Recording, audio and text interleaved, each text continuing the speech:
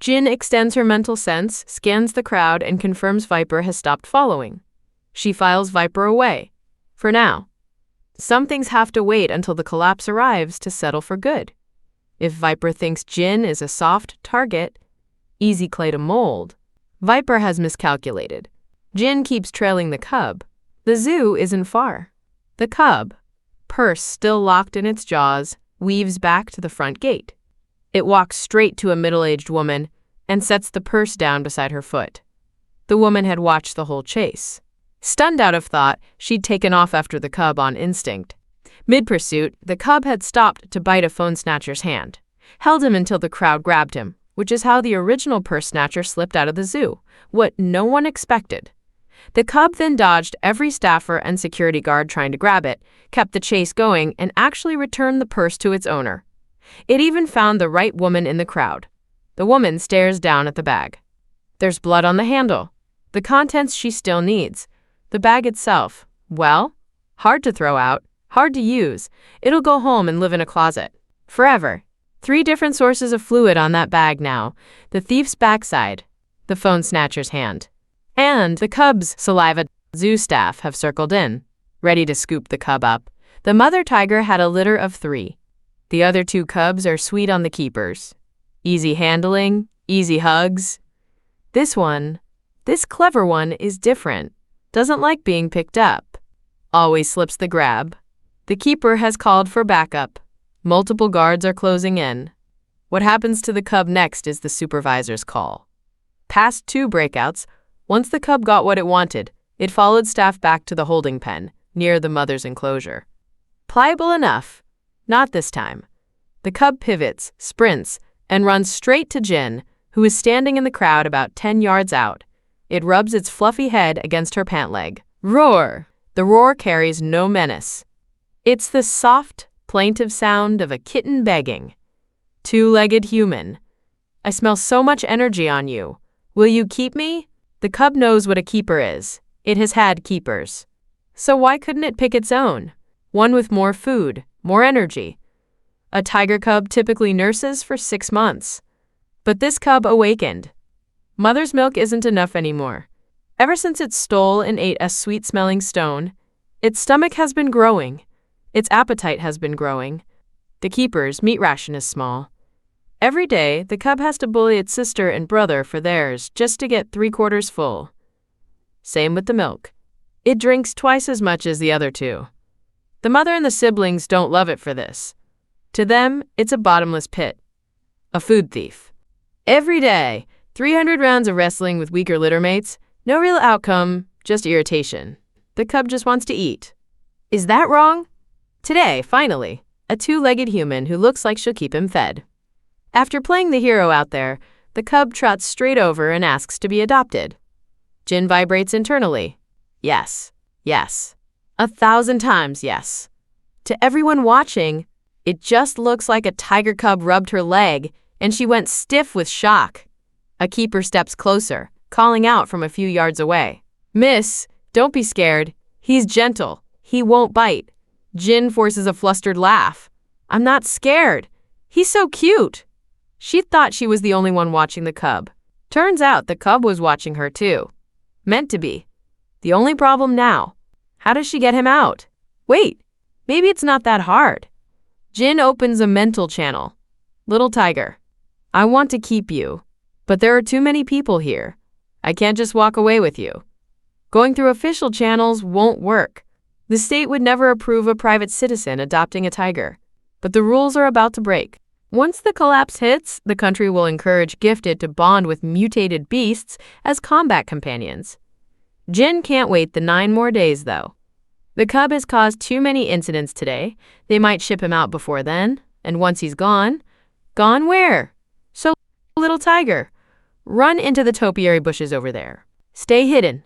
I'll move you somewhere. Don't fight it. The cub interprets move you somewhere as a cage and a shipment. It still doesn't understand how she'll dodge all the other 2-legged eyes. The cub knows it has powers. It can move metal.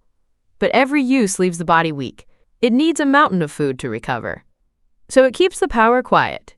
Maybe this 2-legged woman has the same kind of trick. So, to onlookers, The cub rubs Jin, then drifts over and sniffs a few other people's pants. Even rubs a kid's leg in passing. The crowd lets out shaky laughs and steps back. Then the cub bolts into a dense topiary garden, animal-shaped shrubs head high, and vanishes from sight. Guards and keepers rush in after him. Jin blinks. He even ran a misdirection. Before vanishing, the cub had touched several other people. Decoy contact. So when he disappeared from her side specifically, no one would single her out.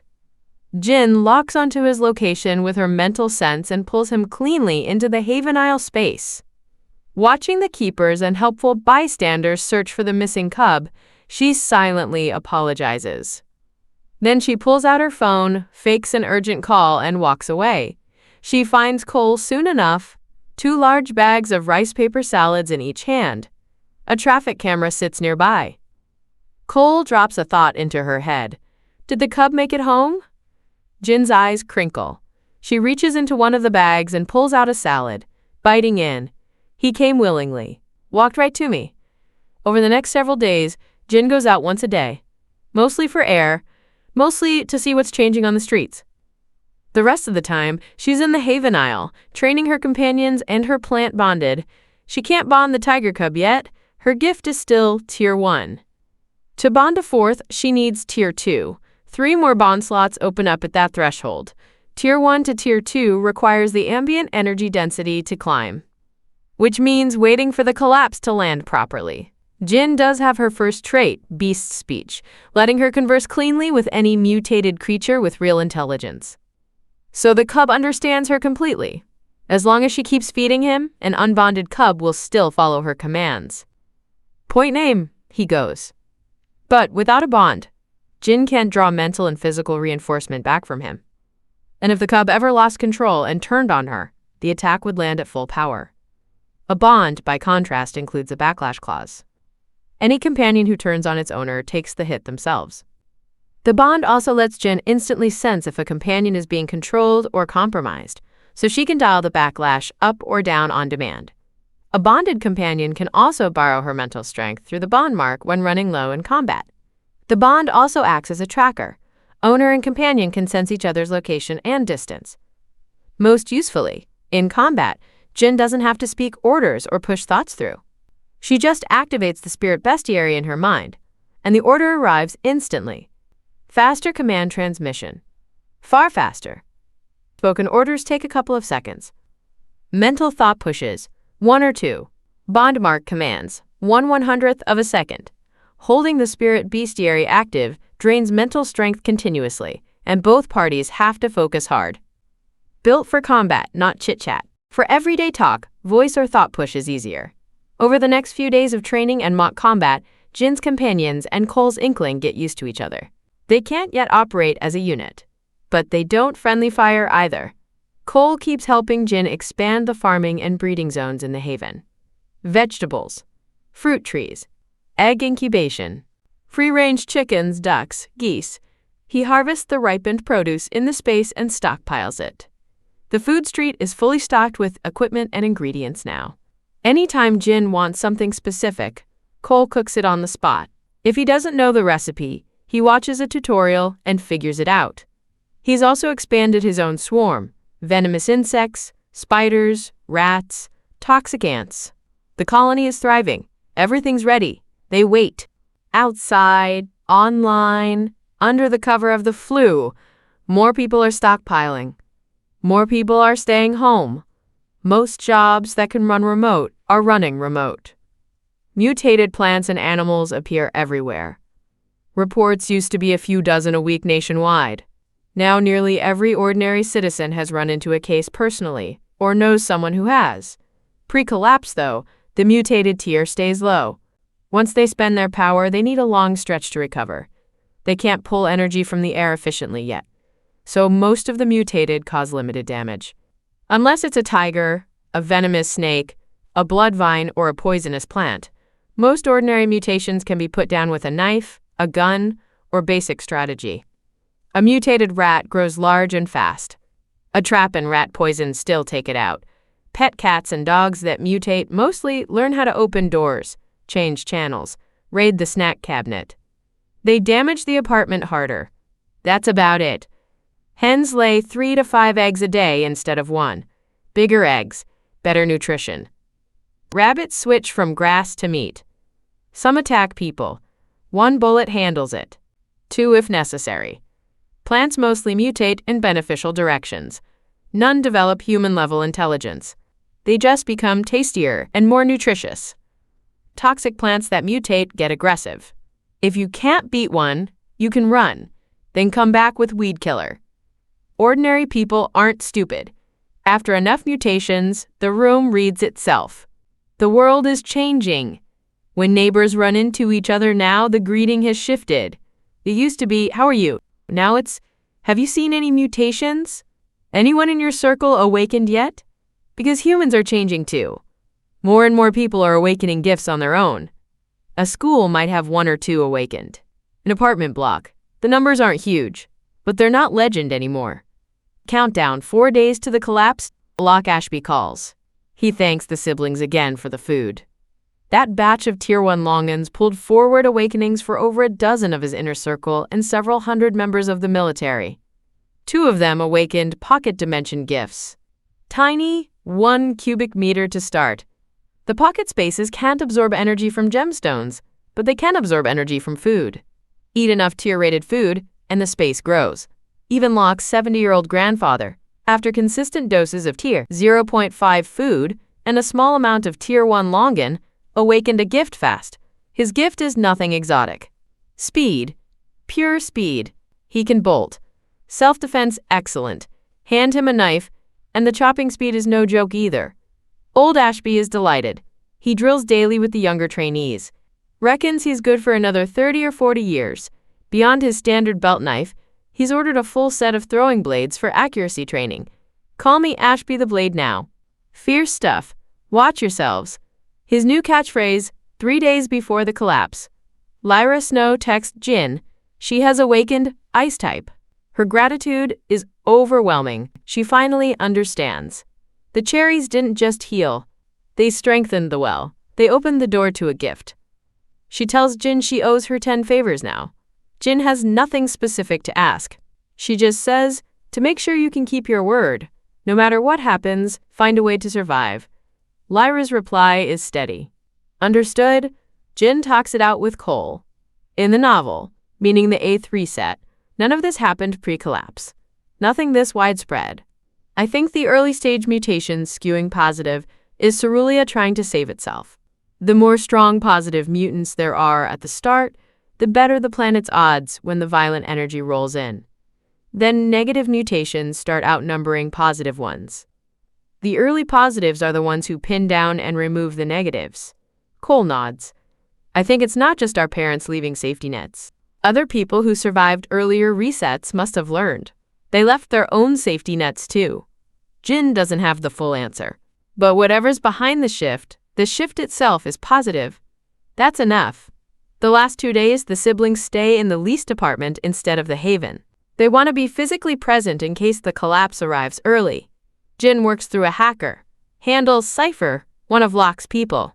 Cypher fed on the long-in trade and has now awakened a hypercognition gift. His already top 10 in country hacking has stepped up another tier. Jin asks Cypher to locate a few specific people. Viper and Vance are both in the outskirts of G-City, holed up at the old Whitmore Villa, no movement in days. The interesting bit, Bree is set up in a high-end apartment near the main villa. According to Cypher, Bree is pregnant, and she's announced loudly that the baby is Vance's. She's there on bed rest. Whether the baby is actually Vance's, open question. Cypher pulled a record. The day after Eric ended things with her, Bree booked a nose job. The day after that, with the bandage still on, she met up with her backup boyfriend, a sports student, at a hotel. There's also one update that's not surprising. Ever since Jin's mental strike in the parking garage, Vance has been non-functional, permanently. That's why, even though Vance loathes Bree now, he keeps her in luxury. If the baby is his, it might be the only one he'll ever have. Then again, once the collapse hits, if Vance can find a healing type gifted, his issue might be reversible. Jin won't let him live that long. The whole point is, the enemy doesn't get to recover. Vance's quiet support of Bree is, of course, hidden from Viper. Viper has known for a while. She lets it ride. She doesn't need Vance's love. She doesn't need his fidelity. What she needs is the Whitmore family treating her as Vance's wife. So she actually helps cover for Vance, performing the happy couple act in front of the Whitmore patriarch, helping mask Vance's issue. If old Whitmore figures out Vance can't father an heir, Vance loses access to family resources unless his gift turns out strong. The Whitmores have 3 grandsons. Plenty of redundancy. The other 2 roommates from Apex, Kat and Vex, the ones who tried to sell Jin out for $50,000, are still in the Apex University dorms. They aren't art students. They just happen to room with Jin and Bree. Their families don't have money. Summer break, both stayed on campus to work part-time. After mutations spread visibly, neither Kat nor Vex plans to head home. Their hometown is rural. Mountainous, lots of plants and animals. Survival materials are easy. But if this becomes a gifted-dominated world, the strong will gather in cities like G City, not in the mountains. So they stay. More opportunity in the city. Maybe a gifted boyfriend. Maybe a gifted boss. Maybe, best case, they awaken themselves. Jin smiles. Convenient. I won't have to track them down. Kat and Vex tried to sell Jin for cash. Jin won't end them. She'll just give them a taste of their own medicine. She'll find them a buyer, not even a real buyer. Jin doesn't need pocket change.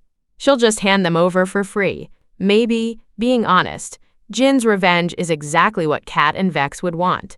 They stayed in G City to latch onto strong men. Climb the right one and life is set. Whether the climb pays off or breaks them, that's a different question. The day before the collapse, the high-rise apartment. Outside the window, the sky is a thick black ceiling, smeared through with deep, sullen red. Jin stands at the window, Snowbell in her arms. She strokes the cat's fluff slowly. Snowbell's blue eyes narrow. The fluffy tail flicks now and then. The husky lies sprawled on the floor, gnawing a chew toy, sharp eyes drifting toward the sky. Half philosophical, half ready to bite the next thing that moves. The bloodvine's main body sits inside the haven, roots deep, drinking ambient energy hard. One offshoot wraps around Jin's wrist as a deep red bracelet. The tiger cub, after 10 days of Tier 1 meat at every meal, has ballooned. He's now nearly a meter long, almost husky-sized. He lies sprawled at Cole's feet, eyes shut, faking sleep. Inkling, coiled around Cole's wrist, is still chopstick thin. Today, he's not pretending to be a bracelet. He's lifted his head to stare out the window. Lightning splits the black ceiling. Thunder rolls in. Then the rain begins. Light drops at first. Then heavier. The acid rain that drags the world into the collapse has finally arrived. The air thickens with unidentifiable energy particles. The body responds, surge, alertness, then a creeping irritability with no source. This rain doesn't just turn half the population into the infected. It turns animals, too. And it kills off most ordinary plants in the process. For a long time, Cerulean will be a battlefield. Gifted, mutated beasts, mutated plants, the infected animals, all in the same arena. The harder the rain falls, the wilder the energy grows. Cole's face flushes. His temperature climbs. His head swims. He pushes the words out. Jin, I think the second gift's coming. Are you running a fever yet? Jin steps over and feeds him another piece of Tier 1 fruit. She steers him to the couch. Nothing yet. Probably needs more time. The acid rain runs 15 days. No rush. Cole's vision blurs. Jin looks calm. Good. He swallows another bite of fruit and lets his eyes close. Soon, he's unconscious. Jin pulls a small bloodvine offshoot out of storage, plants it into a large pot, sets the pot on the balcony, and cracks a window. The rain lashes through the railing and soaks the pot.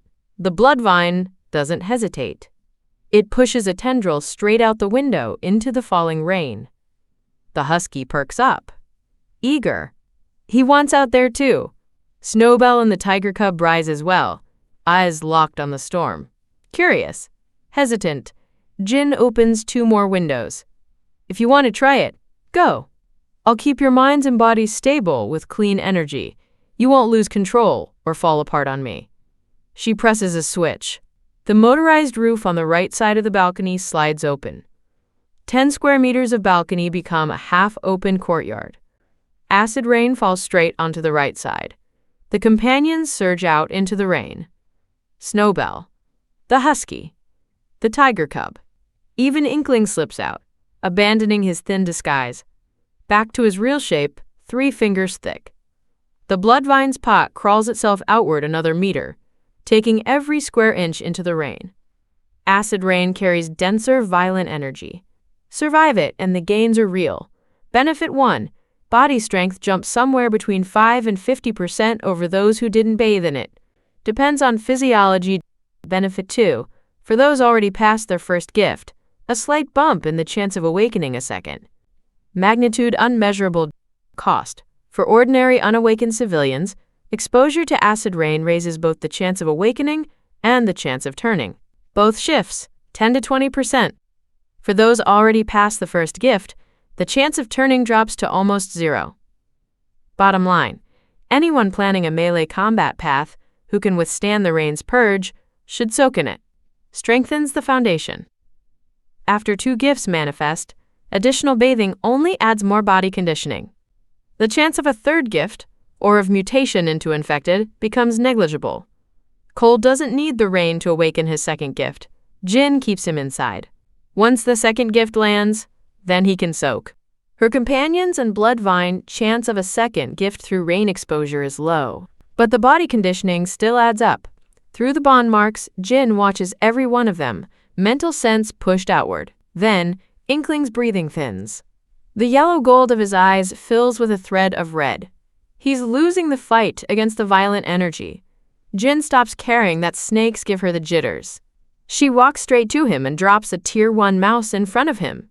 The mouse came from Cole's swarm. Inkling will only eat mice. Thank God she put gloves on first. Inkling flicks his tongue twice. Thanks her. Then his jaw unhinges, and the mouse goes down whole. Clean energy hits his system. His breathing rebuilds. Jin drops another mouse in front of him. Insurance. The husky lets out a yip of protest. Snowbell and the tiger cub stare hard at Jin. The look says, "Why does Big Brother's snake get the special treatment, owner?"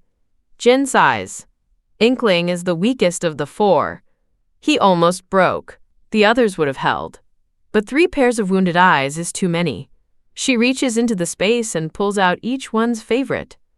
For Snowbell, a bowl of dried fish with shredded chicken breast. For the husky, a bowl of bones. He only loves bones. Meat without bone is wrong. For the tiger cub, a tray of fresh beef. The portions are big. Eating will take time.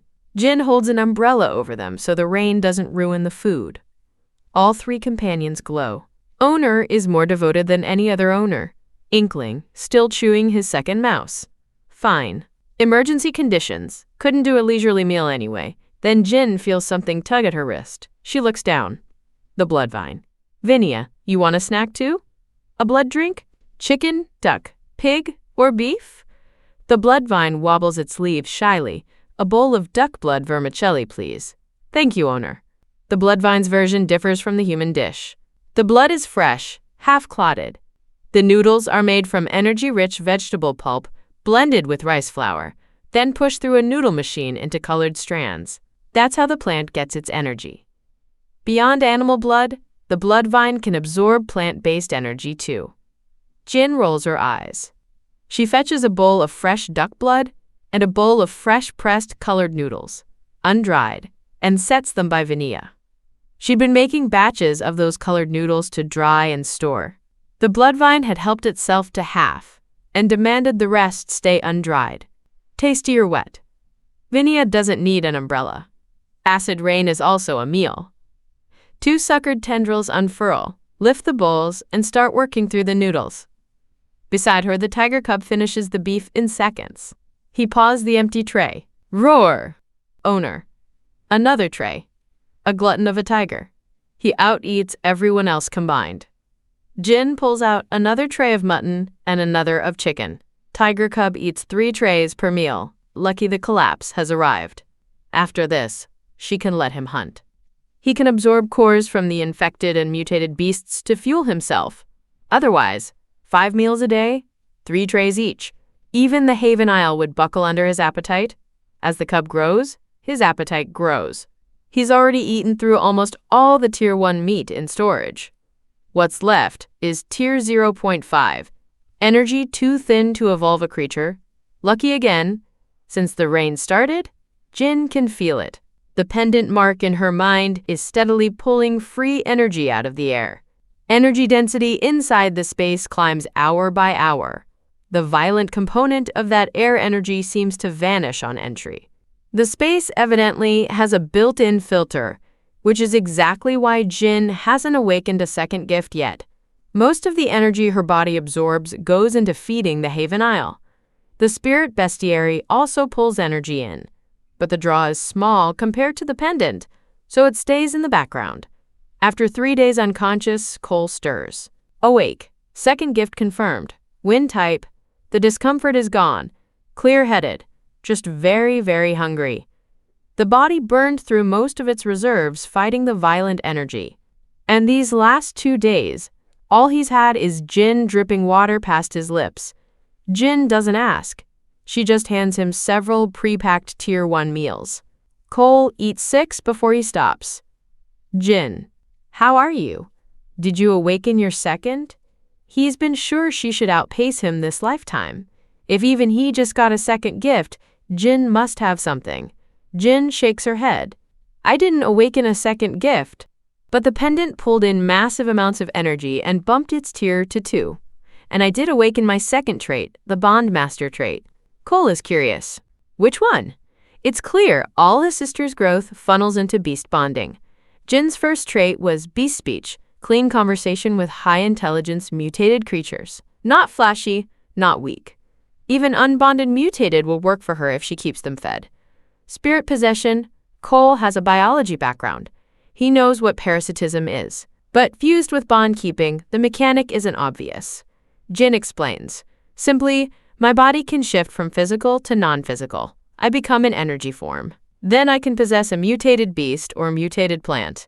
The host has to be one of 3 things: already bonded to me, lower in mental strength than me, or holding a friendly affinity rating toward me. Otherwise, the body rejects the possession. Jin's mental strength scales with her tier. She has 3 companion bond reinforcements stacked on top of that. Unless an enemy is mind-type gifted, or unless they've stumbled onto some rare advantage, at her tier, almost no one can outrange her mentally.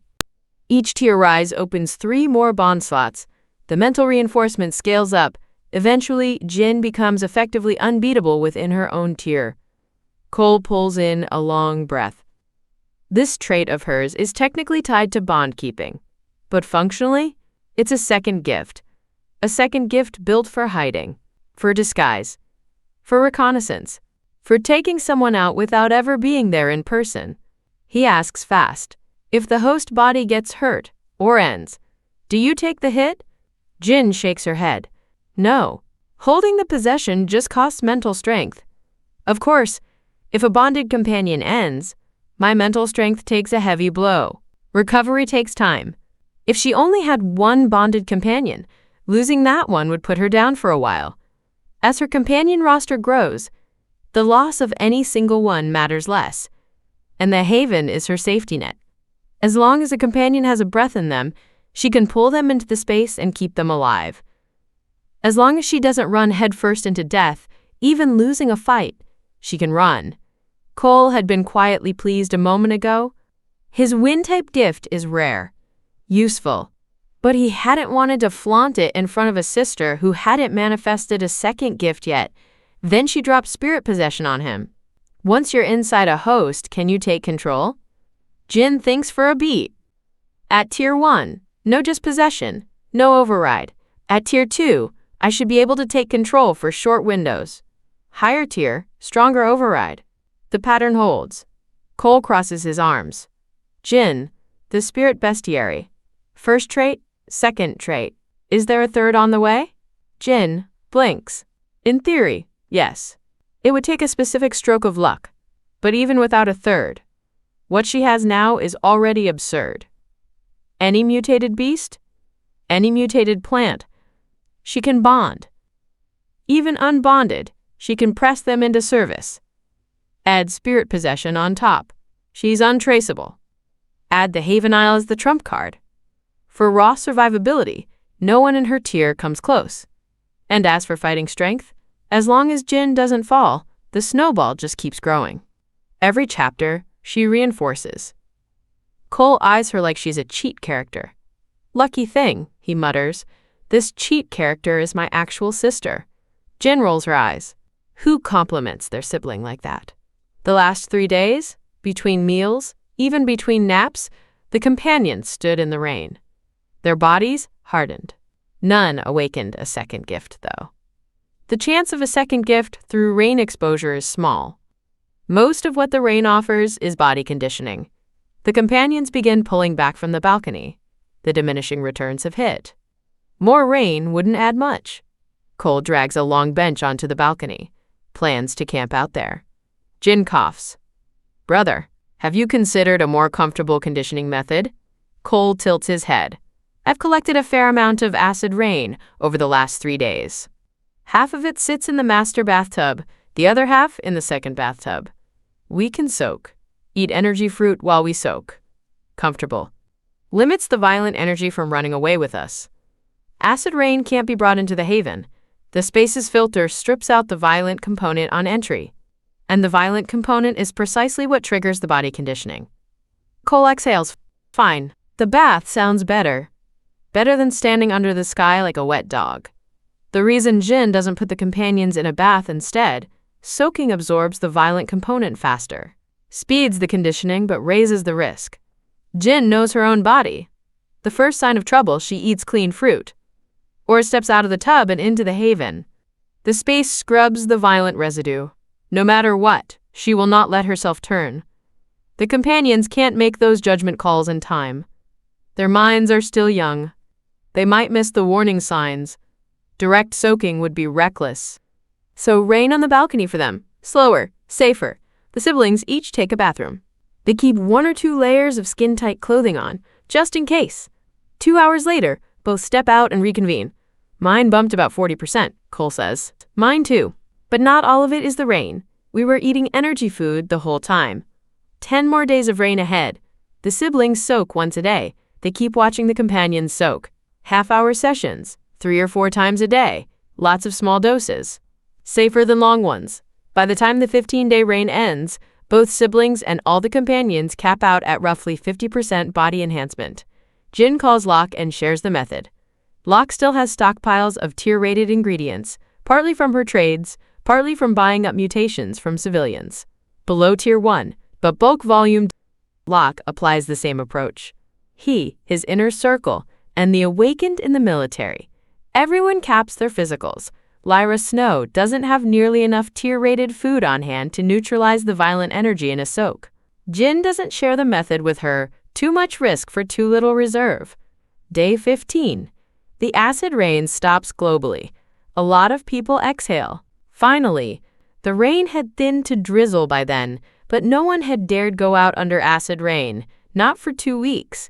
What they don't know, when the rain stops, that's when the collapse really starts. Ugh, infected. How are they infected here? Honey, wake up.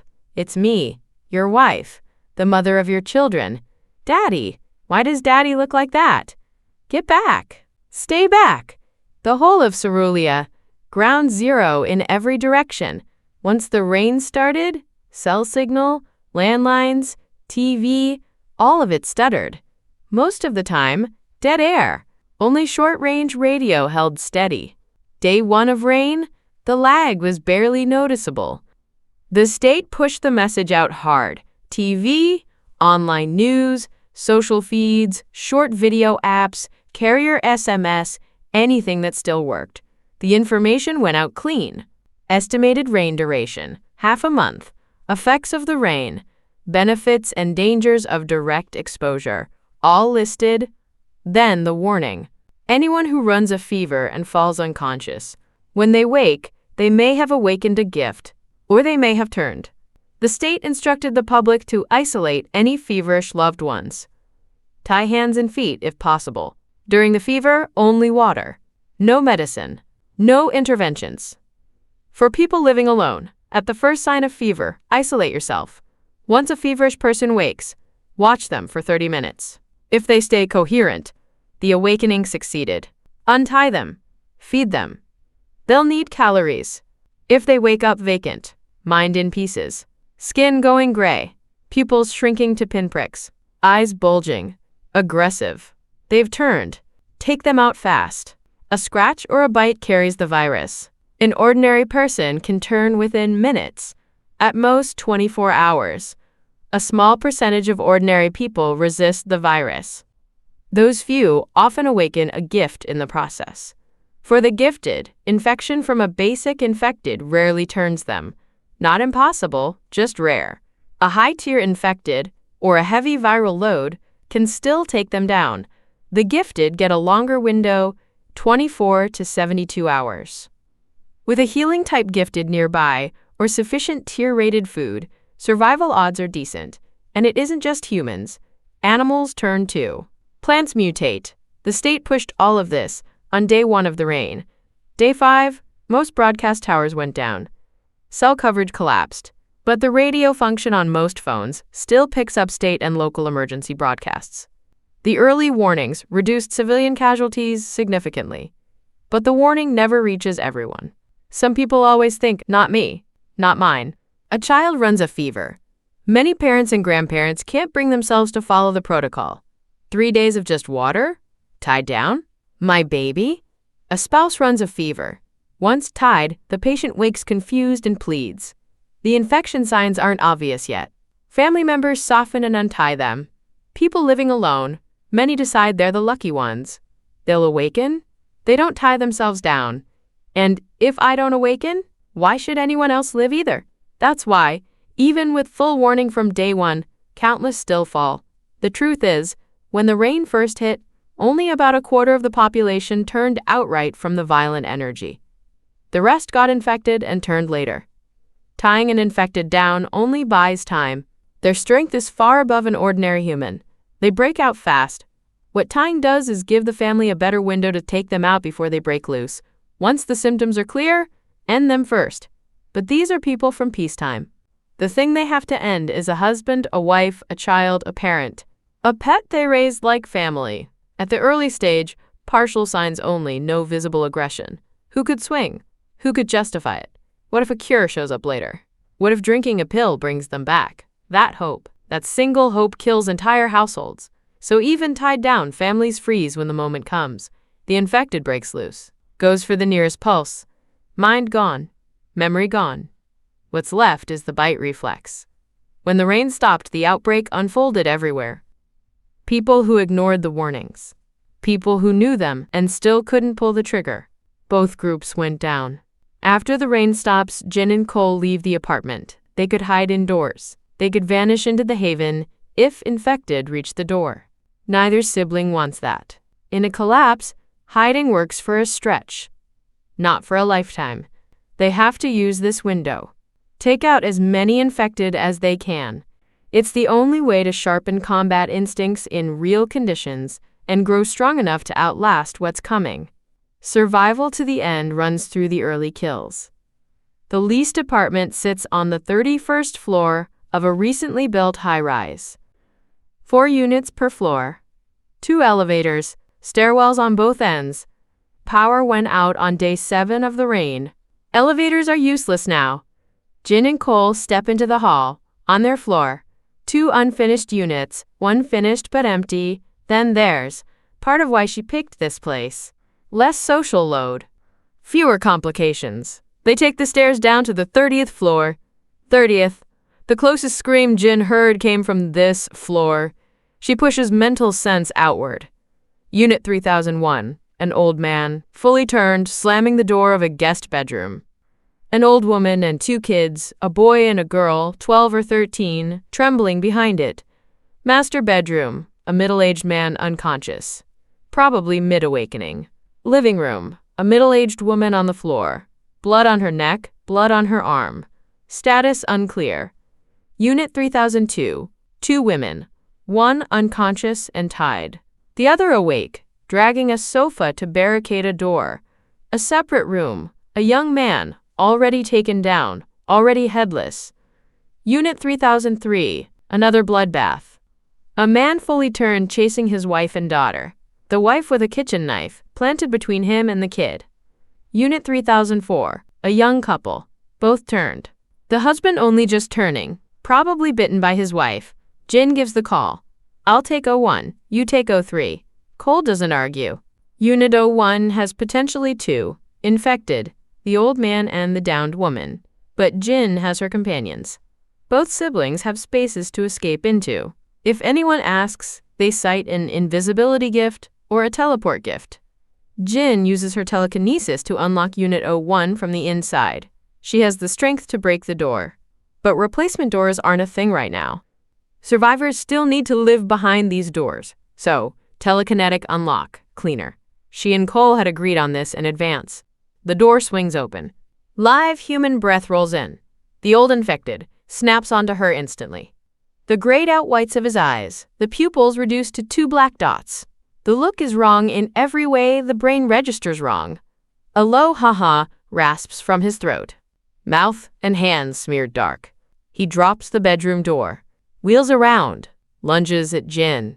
The middle-aged woman on the floor stirs, tries to push up. Her skin is going gray. Her eyes are red-rimmed. Pupils shrunk down a notch. Go, run. She's mid-turn, a sliver of self left. Then the bite reflex takes over. She staggers up, pivots toward the door. The old infected is feet away. The blood vine on Jin's wrist drops the bracelet shape, lengthens, whips around the old infected's ankles. He goes down hard. A tendril near his head sharpens. 2 leaves stiffen into blades and ends him. Jin steps to the side, clear of his thrashing arms. The fingernails are black, long, blood-fouled. She doesn't want to scratch. Even with a stockpile of energy food, she can't guarantee resistance to the virus. Jin hesitates a moment, pulls a Tier 1 tomato from her bag, actually from the space, and tosses it to the half-turned woman. Eat it. The woman is half gone, but her face shows something else. She'd been bitten on the neck and the arm. She'd been bleeding hard. She'd been crawling toward the door. Not at Jin, at the old man. She was going to block him. The woman's eyes flash with hunger. She catches the tomato on instinct, bites in, doesn't need a second prompt. Red juice runs over her bloodied hand. She licks her fingers clean. 2 yards away, the old infected lies still. The bloodvine's blade work is done. The old woman watches through the bedroom door crack. Then bursts out. You wretched girl. You ended my husband? Killer! I'm calling the police. She glares at Jin, but she stays 4 or 5 yards back. The infected on the floor. The bloodvine, the half-turned woman tearing through the tomato. She's not stupid enough to come closer. Jin just stares. I see. The old man was clearly turned for a long time, so why hadn't anyone handled him? Because of this woman. She refused to allow it, which is probably why the daughter-in-law took the bite in the first place. Pointless to argue with this kind of person. Jin checks with mental sense. The old infected hasn't formed a Z-core yet. Too soon. The woman's symptoms are visibly receding. Jin tosses her another tomato, then turns to leave. The old woman screeches. Wait, you wretch, don't you dare leave. End that bloody daughter-in-law of mine first, or I'll tell the police you killed my old man. Jin almost laughs. That's the play. The old woman knows perfectly well that her husband was past saving, but the daughter-in-law, who's pulling back from the edge, that one she wants finished. Jin says she's holding herself back. After the second tomato, she won't turn. She walks out. After the first tomato, the daughter-in-law steadies. Some clarity? She glares at the old woman. She goes for the second tomato. The old woman lunges to grab it from her. This is a treasure. A useless thing like you doesn't deserve it. Save it for my son and grandson. The daughter-in-law freezes mid-bite. She loves her son. Of course she does. But she can also feel, viscerally, that she needs this tomato right now. Jin keeps walking. A few yards out, she calls back without turning. If you don't finish both tomatoes, you'll turn. And once you're gone, some other woman will spend your money, live in your house, and take it out on your kids. The daughter-in-law thinks of her older daughter. Without her, the kid will live under a son-first biased grandmother who'd starve a granddaughter. And her husband, likely gifted now, will remarry. The kid won't get treated well. She stops hesitating. She dodges around the old woman and finishes the second tomato. The old woman wheels on Jin. You must have more tomatoes. Hand them over. Me, my son, my grandson. None of us have eaten any. You ended my old man. The least you can do is compensate me. 2 tomatoes won't cut it. Anyone with a working television knows. Beneficial mutated plants produce energy food. Energy food heals. Strengthens. These tomatoes. Those tomatoes. The legendary kind. And this girl is also walking around with a blood vine that ends people. Of course she has more. The blood vine, full size now, has shifted from Jin's wrist to her waist and arm. Hearing the demand, 2 long blade leaves flick out toward the old woman's face. If Jin says the word, the plant ends her. Jin's voice goes flat. Vinia. End her. She'd already pushed a parallel order through the bond mark, faster than her mouth could move. Vinia. Just scare her. Don't actually hurt her. And whatever I say next out loud, ignore it as a real order. Yes, owner. The blade stops 5 centimeters from the old woman's face. Not 50. The woman freezes. Color drains. Lips shake. She doesn't speak. She wets herself. Then, gone. She bolts back into the apartment, slams the door. The lock turns. The deadbolt drops. Bullies the weak. Bows to the strong. The classic kind. Jin snorts. I've seen this trick before. In Unit 3003, Cole has finished the middle-aged infected. The wife and daughter cling to each other, sobbing, but they hold it together. They know Cole was saving them. They offer apples, biscuits, candy. Money is meaningless now. Food is the new currency. Cole refuses. He shuts the door for them and moves on. That's the spread of human nature. Some scream and demand more. Some thank you and pay it back. Both siblings move to Unit 3004. Together, 2 infected pile against the door. Cole's mind gift locks them. Feeble wills, easy to pin. The wind blade and the blood vines leaves fire together. Both go down. They keep moving downstairs. Jin lets Snowbell, the husky, and Bandit out. From here on, Jin and her 4 companions take a floor. Cole and Inkling take a floor. Venomous snakes don't have an edge against the infected. The infected don't fear poison. But Inkling has a shadow-type gift. He pulls the killing intent and the bloodlust off the infected, both byproducts of the violent energy gone wild. All of that classifies as shadow energy. When Inkling drains the killing intent and the bloodlust, the infected blanks. Who am I? Where am I? What was I doing? The bite reflex briefly forgets itself. That state makes them easy targets for Cole's mind gift, and Cole's windblade finishes them off. Jin has the numbers. 4 companions to Cole's 1. But her clearance speed isn't necessarily faster. Snowbell, the ragdoll, is a kitten with a noir cartoon worldview. Mew is here to save the world. But she's still 3 months old. Soft-coated.